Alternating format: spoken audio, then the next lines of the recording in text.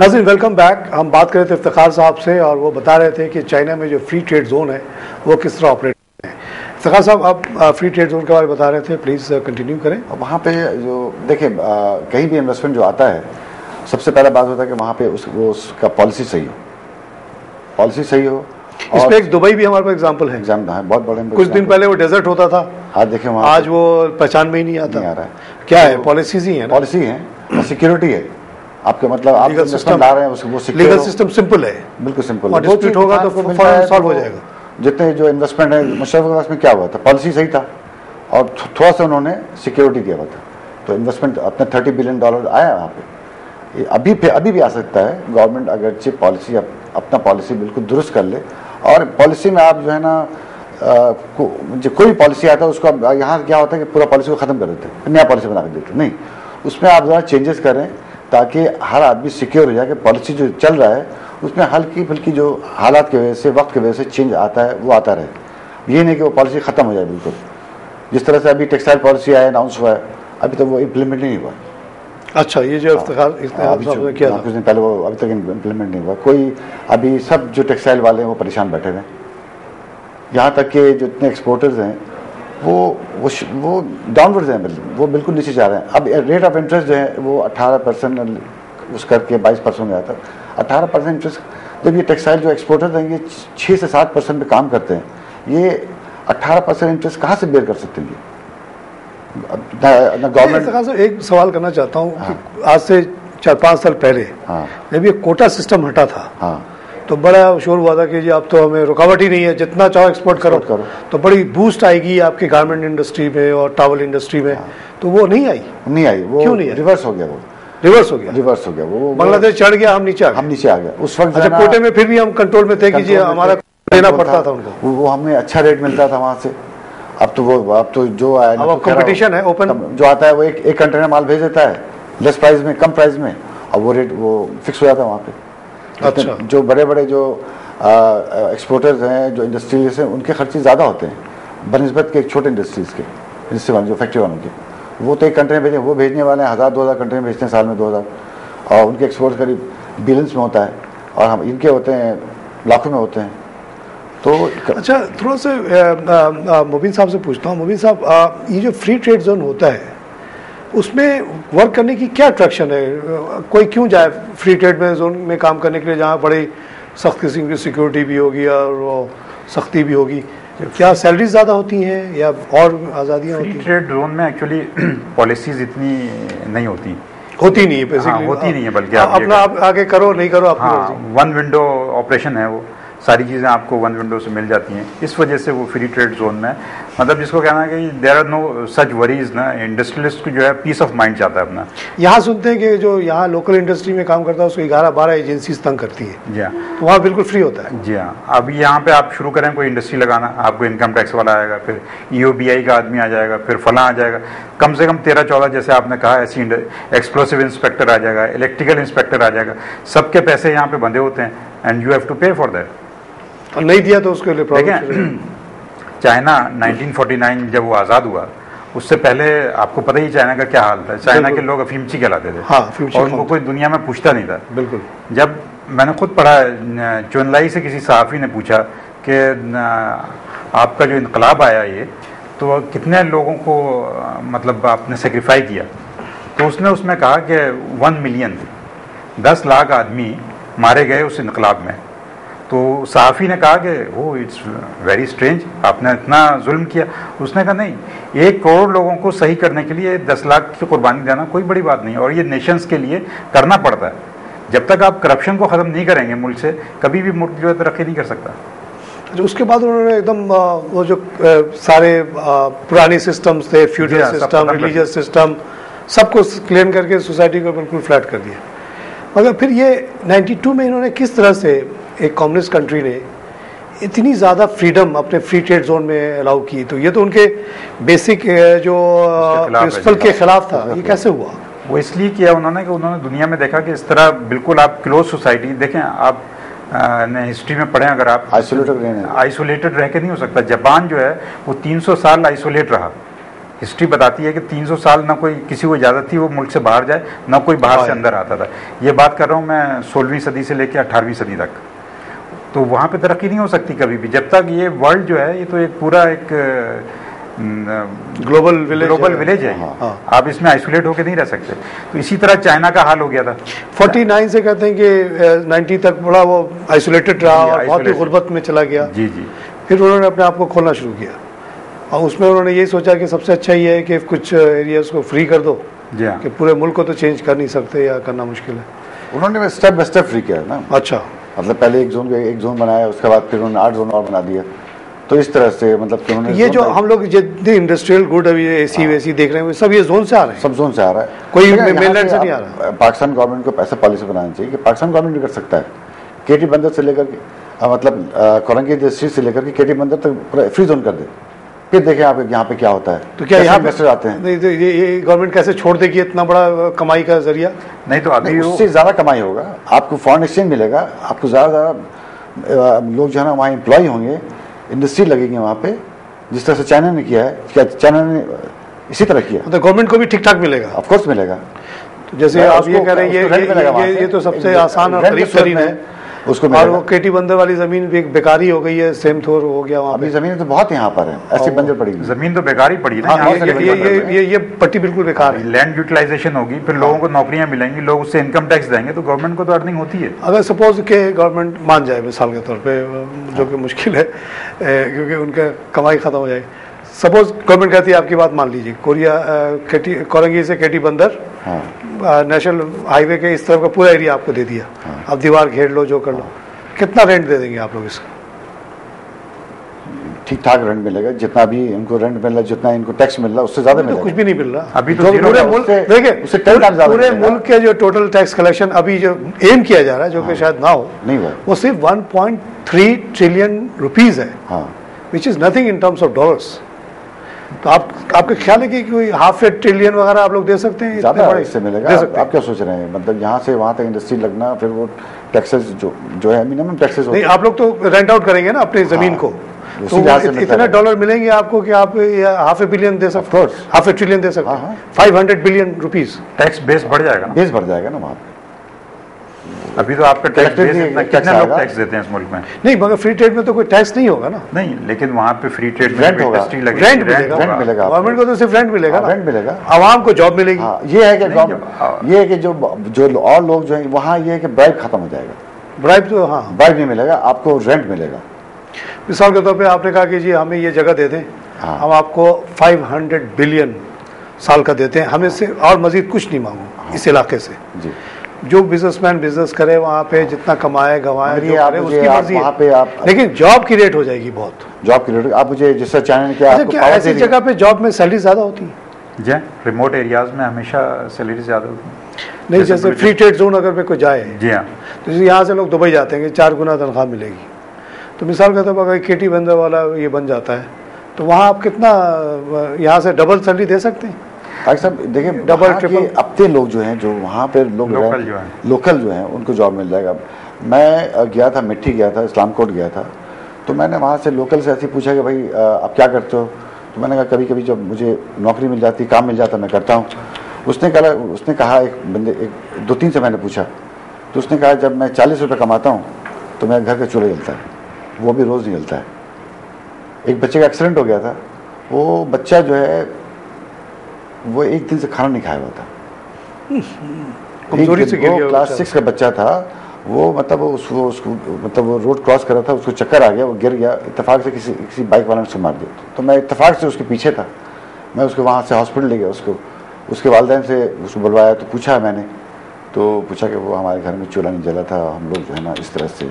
अच्छा, एक talk show में आपने ये भी जिक्र किया था कि केटी बंदर के अलावा वो जो जहाँ तेल कोयला इतना निकला हुआ है वहाँ पे, आपने कहीं बताया था बहुत बड़ी थर की बात, थर में थर कोल जो है 185 बिलियन टन ऑफ कोल पड़ा हुआ है। जी, रिजर्व से। क्यों नहीं इसको हम रिलेटिवली क्या कितना बड़ा हुआ ये तकरीबन इक्विवेलेंट है सऊदी अरब के ऑयल के बराबर।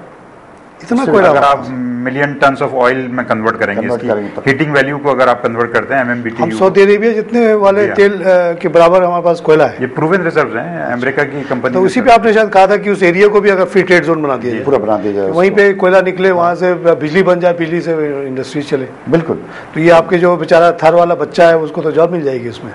बच्चे क्या, वहाँ पे बहुत सारे लोग जो हैं, मतलब मिट्टी है, इस्लाम कोट है, और भी जगह है, छाछुए वगैरह सब, वहाँ सारे लोग वहाँ जाएंगे। फिर मैं इसी बात पे आता हूँ कि in terms of earning difference, जैसे चाइना वगैरह में मिसाल के तौर पर कोई आदमी गांव में काम करे तो उसकी तनख्वाह और जो आदमी आके फ्री ट्रेड जोन में काम करे उसमें क्या फ़र्क होगा? डबल ट्रिपल का फ़र्क होगा? डबल का तो डेफिनेटली डबल का है। हाँ, जैसे हम दुबई जाते हैं 3 गुना कमाने के लिए, तो यहाँ आपको अपने मुल्क के अंदर ही 2 गुना मिल जाएगा। वहाँ पे रेंट ज़्यादा है। कहाँ? दुबई में रेंट ज़्यादा है, उसी लिहाज से वहाँ वो नहीं, वो 3 गुना फायदा नहीं होता एक्चुअली। हाँ, देखने में 3 गुना लगता है कि रेंट वेंट आप कवर करें तो इस मुश्किल से 2 गुना भी नहीं। बच्चे तो वहाँ पे जाके एक घर में, एक कमरे में 4-4 6-6 रहते हैं, तो जाके वो कवर कर लेते हैं इस तरह से। 800-900 रियाल तो मिलते ही है बेचारों को। उसमें 1000 मिलता हो तो भी मतलब 200 रुपये उन्होंने रेंट को दे दिया। मतलब यहाँ अगर इतने जॉब्स क्रिएट हो जाए तो ये लोग काफी वेल ऑफ हो जाएंगे, कुछ जरूरत नहीं। देखिए आज देखें आप, बांग्लादेश से लोग यहाँ पे पाकिस्तान नहीं आ रहे, बल्कि यहाँ से जो बंगाली वो वापस जा रहे हैं। क्यों? वहाँ जॉब है, वहाँ पे जॉब भी है, और जो करेंसी के जो वैल्यू है वो उसमें भी फर्क पड़ गया, वो ज्यादा ऊपर। यहाँ से वो 100 रुपये भेजेंगे, 80 रुपये मिलेगा उनको, 80-85 मिलेगा। तो क्या जो तुम यहाँ जॉब करने, वो सब जा रहे हैं। इस तरह से आज बहुत सारे जो यहाँ पे जो वर्कर्स थे, जो यहाँ से जो पंजाब से आते थे, जो पंजाब चूँकि कराची के अंदर जॉब ख़त्म होता जा रहा है, इंडस्ट्री बंद होती जा रही है, तो जो लोग यहाँ से पंजाब वापस गए या सरहद वापस गए, वो वापस नहीं आ रहे हैं, इसलिए कि वो यहाँ जो कॉस्ट ऑफ लिविंग ज़्यादा है, वहाँ उनको कम से कम रेंट नहीं देना पड़ता, वहाँ रेंट है, वो उनका खाने पीने का खर्चा वो कम होता है वहाँ। एक आदमी, जैसे गवर्नमेंट ने पॉलिसी दिया कि एक जो है कम से कम 6000 रुपया एक शख्स का सैलरी होना चाहिए।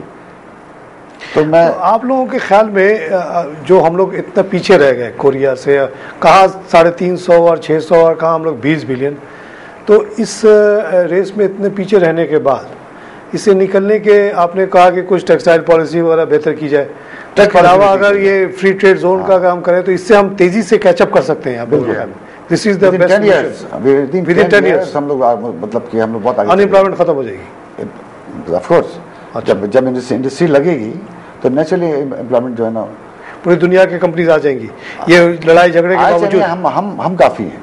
अच्छा, हम लोग आपस ही में करके, आपस में काफ़ी, अरब से आ जाएं, हम लोग आ जाएं, पाकिस्तानी काफ़ी हर चीज़ के लिए। हमारे जो भाई जो बाहर बैठे हुए हैं, ओवरसीज पाकिस्तानी आ जाए, 1000 बिलियन लेके आ जाए, और यहाँ के जो अपने लोग जो हैं, ये सब आ जाएगा अंदर, और यहाँ इंडस्ट्री की भरमार हो जाएगी। तो फिर टेररिज्म वगैरह भी खत्म हो जाएगा। जाहिर बात, जब जॉब कोई अजमल कसाब मिलेगा आपको, ना कोई टेररिस्ट बम्बर मिलेगा, जॉब होगा तो कहाँ से लोग, सारा मसला जॉब का ही है। जॉब का है। हाँ, अभी इतना जॉब लोग, कायदा वाले जॉब देते हैं 15,000 की, तो लोग कर लेते हैं। एक्चुअली देखें, इकोनॉमिक रीजंस होते हैं ये टेररिज्म के पीछे भी।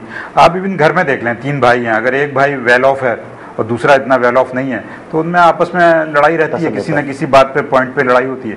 तो इसी तरह ख़ासतौर से प्रोविंशियल ऑटोनॉमी और जो गुर्बत ख़त्म हो जाएगी, ये तासुब भी ख़त्म हो जाएगा यहाँ से। पाकिस्तान में सब लोग मईशत की तरफ ध्यान देना शुरू, अगर हर एक को नौकरी मिल रही है, हर एक को जॉब मिल रही है, खाने को 3 वक्त खाना मिल रहा है, तो क्या ज़रूरत है कि एक पंजाब का आदमी कराची में आके नौकरी करेगा? What for and at whatever price you give, nobody will be ready to blow himself up. अब देखिए, वो मैंने आपको 4 इंडस्ट्री की मैंने बात की थी, एक्सपोर्ट इंडस्ट्री की बात की थी मैंने, तो मैंने कहा था कि 10,000 लोग जो है ना वहाँ पे जॉबलेस हो गए, सिर्फ कराची में, सिर्फ कराची के, सिर्फ 4, मैंने कराची के 4 फैक्ट्रियाँ हैं जो एक्सपोर्टर्स भी हैं खुद टेक्सटाइल के, बड़े। तो देखें अब वो उसका टिकल डाउन इफेक्ट होगा।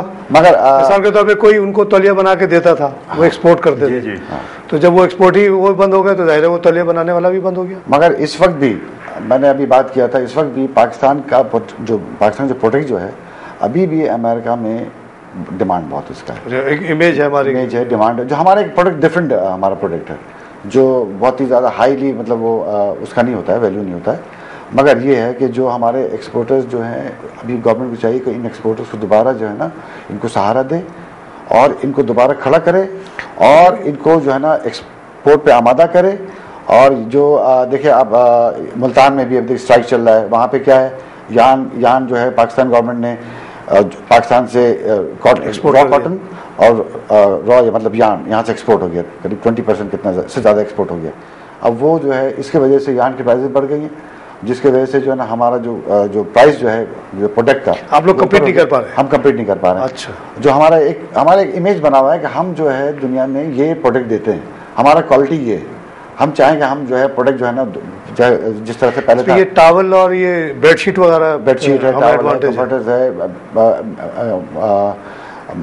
मेटल्स आइटम्स हैं, ग्रे क्लॉथ है, बस हम ज़्यादातर टेक्सटाइल में हम टेक्सटाइल हमारा मेन जो है ना वो बैकबोन है पाकिस्तान का। तो हम इसके ऊपर बात कर रहे थे कि हम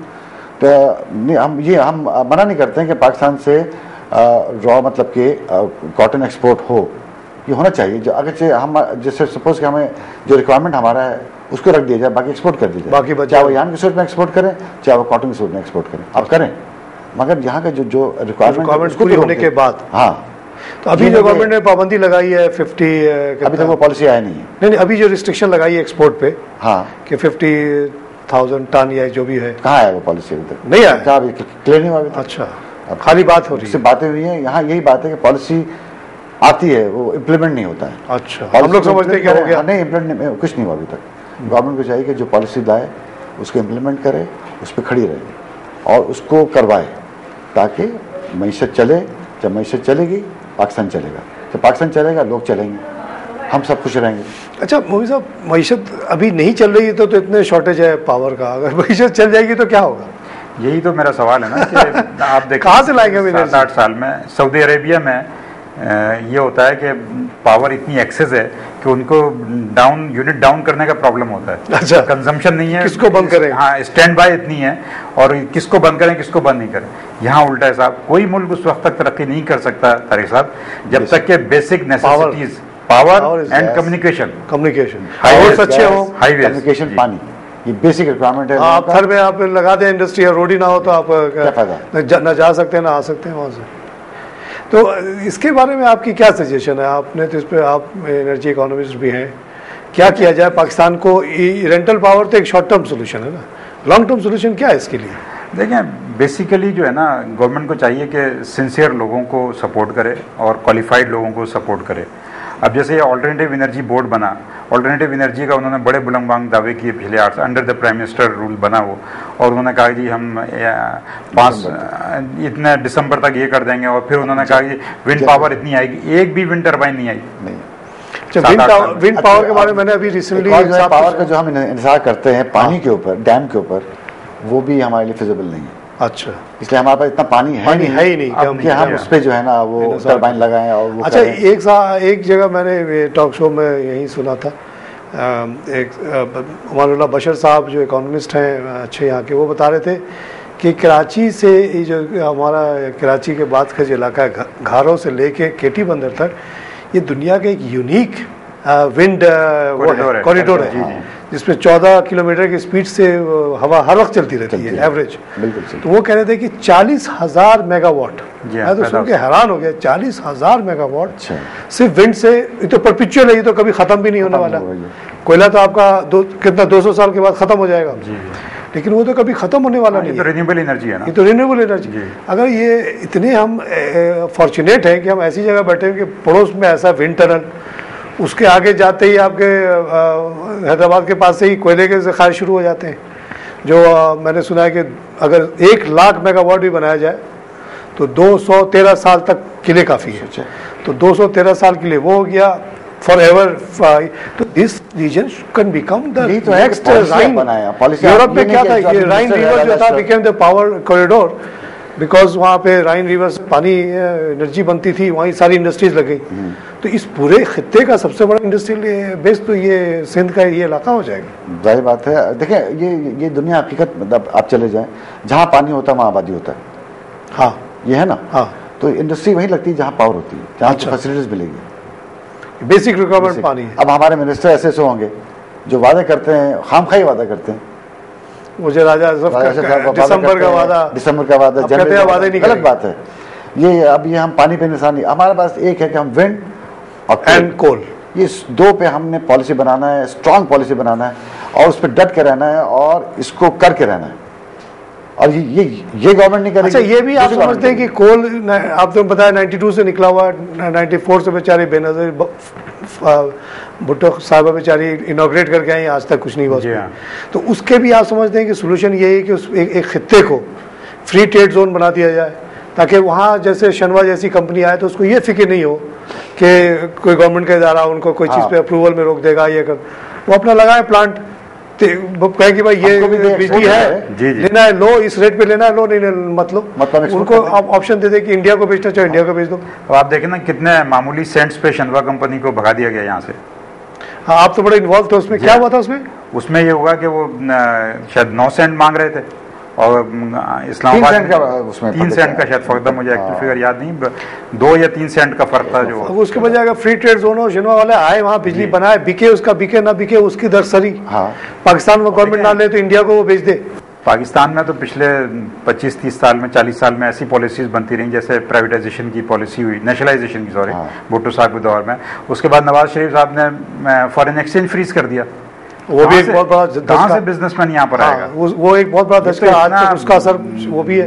ओवरसीज वाले पैसा इसीलिए नहीं लाते हैं। ये तो नेशनल लेवल पे ब्लेंडर्स हैं, जिसकी वजह से आज हम लोग इस 1 बिलियन 2 बिलियन की भीख मांग रहे हैं। हमारे बच्चे जो है टेररिस्ट बन के अपने आप को फोड़ रहे हैं। I mean that is not the way of running the country. I mean you should be at least 30 or 40% sincerity होनी चाहिए, ऑनेस्टी होनी चाहिए मुल्क के साथ।